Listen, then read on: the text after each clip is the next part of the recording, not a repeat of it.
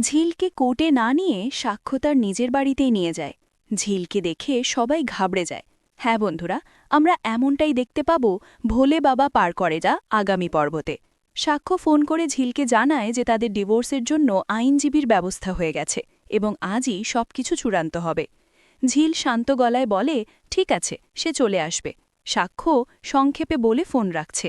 ঠিক তখনই ঝিল আবার বলে, সে যখন ওদের বাড়িতে থাকত তখন তো সাক্ষ্যের জিনিসপত্র নিজের হাতেই গুছিয়ে দিত, বিশেষ করে ড্রাই ফ্রুটগুলো ঠিকঠাক রেখে দিত। সে ভেবেছিল সাক্ষ্য সেগুলোই খাচ্ছে। জবাবে সাক্ষ্য বলে, ঝিল অসুস্থ থাকার সময় সে নিজেই প্রতিদিন খাবার বানিয়ে দিত। ঝিল তখন বলে, ওই ধরনের খাবার অভ্যেস তার নেই, বরং এতে তার শরীরের ক্ষতি হচ্ছিল। এই নিয়েই দুজনের মধ্যে কিছুক্ষণ কথা চলে, তারপর ফোন কেটে যায়। এরপর রায়পূর্ণা এসে সাক্ষ্যকে ড্রাই ফ্রুট খেতে বলে।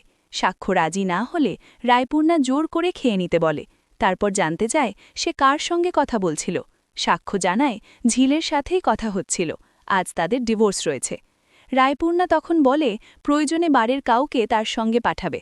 সাক্ষ্য স্পষ্ট জানিয়ে দেয় তার কাউকে দরকার নেই।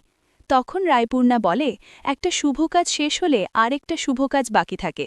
সাক্ষ্য জানতে চায় সেটা কি। রায়পূর্ণা জানায় এবার চৈতিদের বাড়িতে বিয়ের প্রস্তাব নিয়ে যেতে হবে।